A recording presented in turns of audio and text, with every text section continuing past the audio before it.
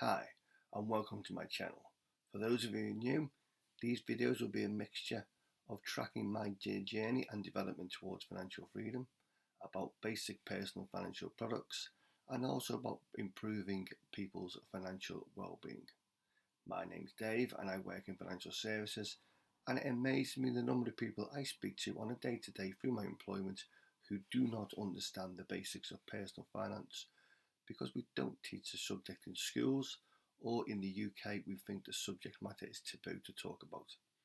Remember, if you like the videos in this channel, press the like button, subscribe to this channel so it can grow and reach a wider audience. Now let's get on to this week's video. Now this week's video is about my SIPP account, so my self-invested personal pension. Now I do have a pension with my current employer, where I contribute and they contribute, but we are limited to what funds we hold. So the reason for my SIPP account is I can control where my funds, where my investments go, and will hopefully give me some kind of freedom or flexibility towards early retirement. So for those new, the aim of my SIPP account is hopefully grow a return 10% year on year. So for this year, we're looking for an end value of £87,000, and annual dividends all will be reinvested for £3,000.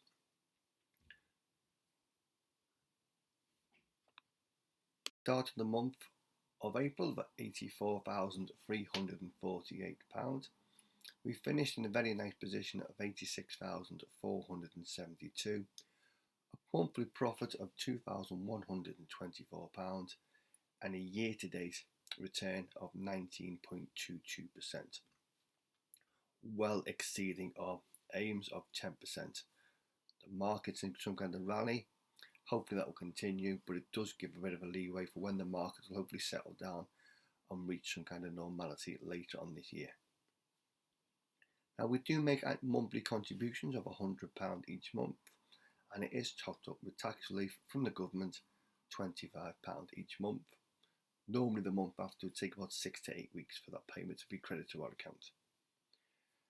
Now during the month of April we received dividends of £121.69, quite a decent month, from the following companies: £13.54 from Pennon, the water company, £27.97 from Barclays Bank, and a very nice dividend of £80.18 from HSBC. And we did have monthly fees from our provider of £13.42. Now in the fund we hold 17 shares. 7 are in profit, 10 are in loss, and the shares make about 80% of our portfolio, of which 65% is in the FTSE 100 and the remaining 15% is in the FTSE 250.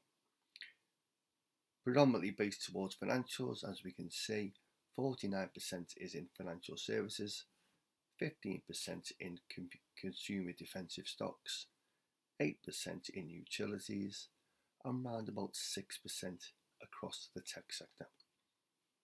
Now, I'm not going to go through all 17 shares, but just a quick overview of our largest shareholdings. So our largest shareholding is Aviva. We own 3,865 shares, roughly £15,500, 18% of our portfolio, showing a small loss of 2%, but it has been on a recent restructuring, it has had a recent share rally, and it does pay some good dividends to a long-term hold. Our next largest shareholding is Lloyds.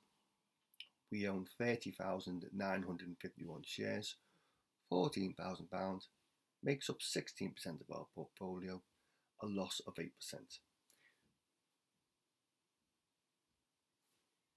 In the month of April, Lloyds had very good results. Bad debt was reduced, impairments were reduced, and it actually made a profit in the quarter. So hopefully when the bank sector does recover through COVID and the UK get back to some kind of normality, it will be a good long-term growth share, and with holding nearly 31,000 shares will hopefully give us some very nice dividends in future. Our next shareholder is Greggs, the baker. We own 266 shares. We have about £6,300, 7% of our portfolio, in profit of 95%. Has been open during the pandemic, is a very cash-rich company. Hopefully in future dividends will be resumed and also a special dividend. But again, has a great high street presence, has branched out to franchises, motorway services, garage forecourts, etc. So it is looking to expand. Our next largest shareholding is Barclays, 2,797 shares, worth nearly £4,900. 6% of our portfolio, down 5% since we bought.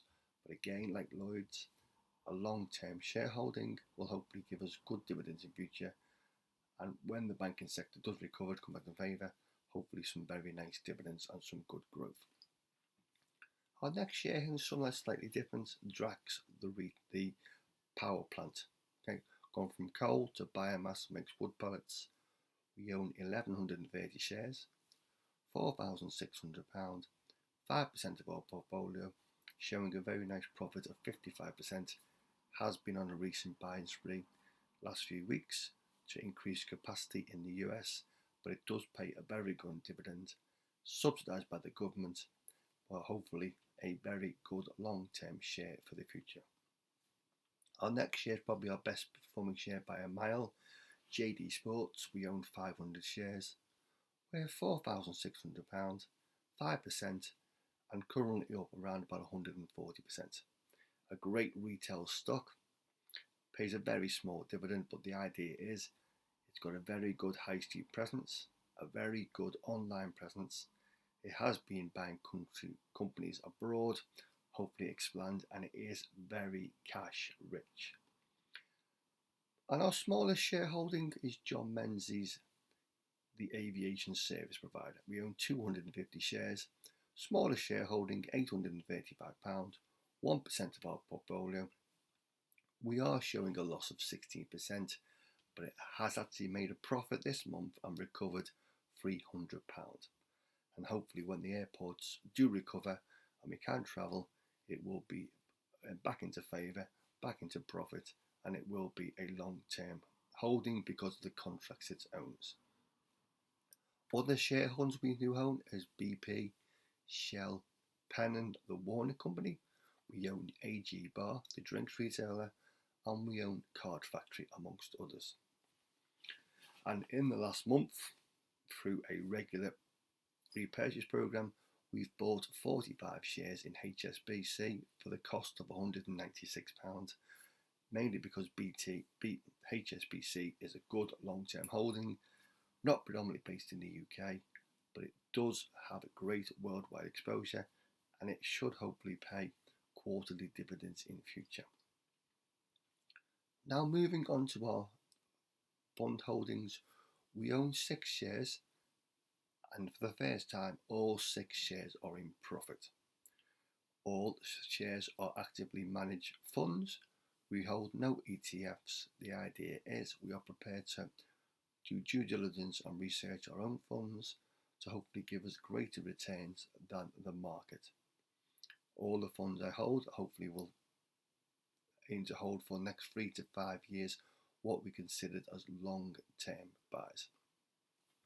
Our 6 funds make up about 20% of our portfolio. Within that though, we are predominantly based in the UK. 86% is based in the UK, 11% is in the US, 3% is in Asia. Moving forwards again, just a quick summary of the 6 funds we hold. Our largest fund is a technology fund, £4,300, 5% of our portfolio, showing a very nice profit to date of 43%. The idea was some great tech firms in America and the worldwide hopefully give me great exposure at reduced risk, but a long-term hold moving forwards through the companies we hold. Our next fund, slightly specific, it's a Bally Gifford Positive Change. Quite selective, small number of shareholdings, but it's been bought for a reason. Bally Gifford have great returns the last few months. Whatever funds they've touched seem to turn to gold, but it does have a very good track record. Portfolio worth £3,500, 4% of our portfolio, showing a profit of 31%. But it's been bought because it does hold a small number of shares, but they are considered extremely high quality company shares. Our next fund holding is a global equity, £3,300, nearly 4% of our share, up 10%, bought solely for global exposure and to reduce diversification. Obviously, the pandemic has been in effect, so the idea was to buy a fund that would recover and hopefully make a worldwide recovery, so it's not dependent on one particular sector. Our next holding is a US smaller companies, £2,800, 3.2% of our portfolio, up 41%. I believe there's great growth in the US sector, away from the S&P 500 and the Nasdaq, so hopefully that will give me great returns for the next few years.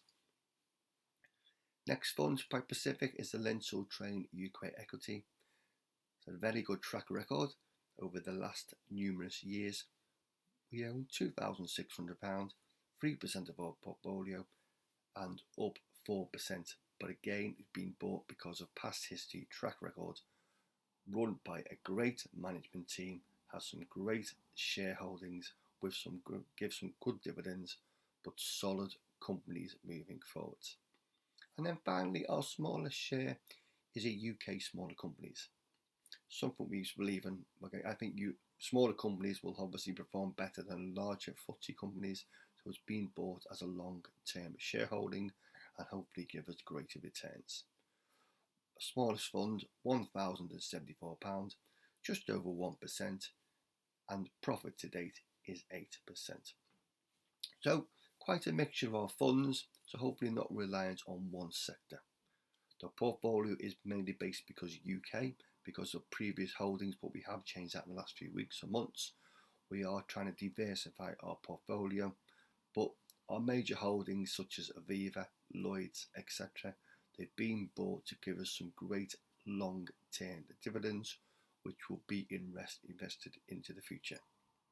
Remember, if you like the videos, smash that like button and we'll see you again soon.